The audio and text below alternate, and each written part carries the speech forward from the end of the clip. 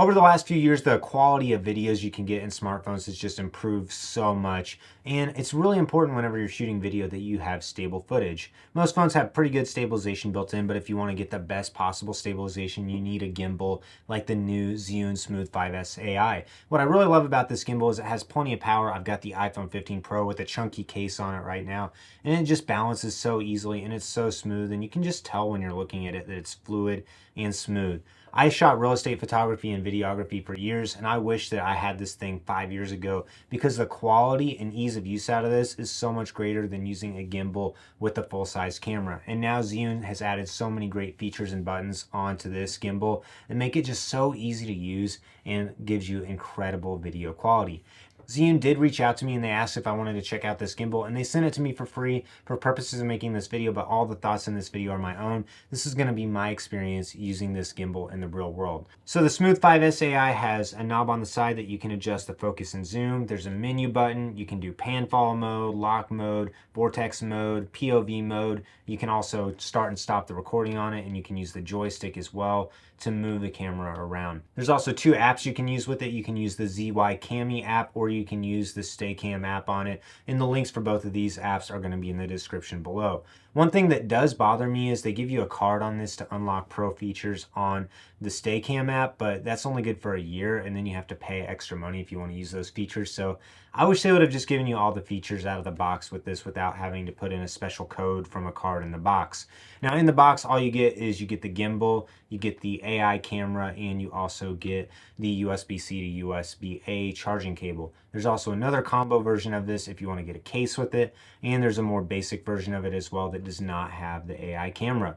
Now what's cool about the AI camera is you just magnetically attach it to the top of it, and then you press the button on the back. It will turn on, and then you're going to be able to use the AI features on it. A light should appear on the front of it as well whenever it's on.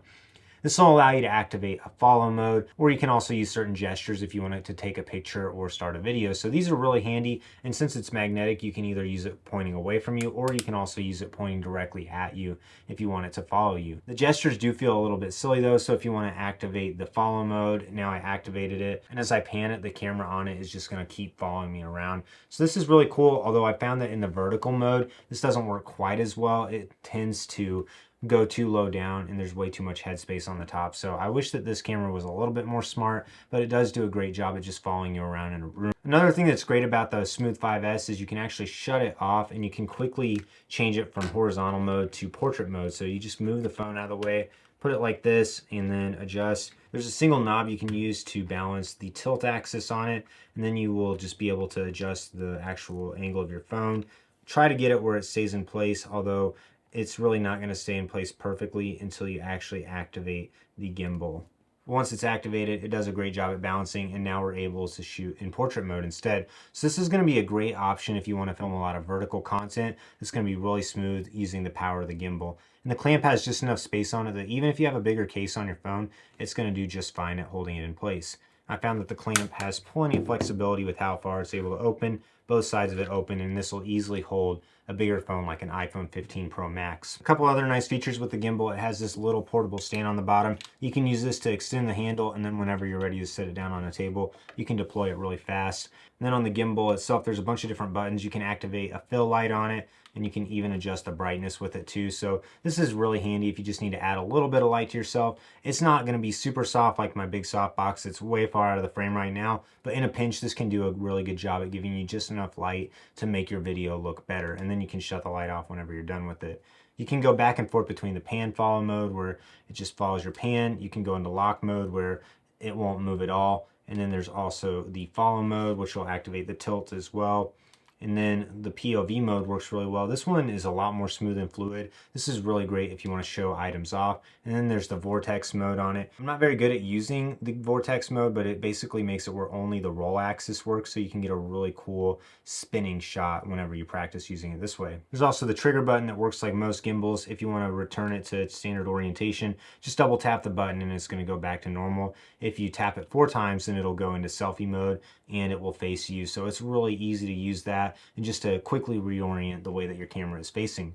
Another really nice thing about these phone gimbals is the fact that whenever you get a new phone, you can still keep the same gimbal, and since phones are always so rapidly improving in their video quality, you're going to be able to use the same gimbal and have better video quality than in years past. So the iPhone 16 Pro is about to come out, and instead of having to get an all new gimbal, you can just upgrade your phone like you normally would and be able to get really good video quality. I think my biggest qualms with this is just the fact that it can be a little bit more intimidating than some people need, because really most people just want a way to stabilize their phone with a few extra features. But I think that's one of the great things about this gimbal is you don't have to use any of the advanced features on it. So once you pair it on the app, then the recording button will even work using the built-in iPhone video app, which is what I tend to use anyways, just because it's so simple and it looks good.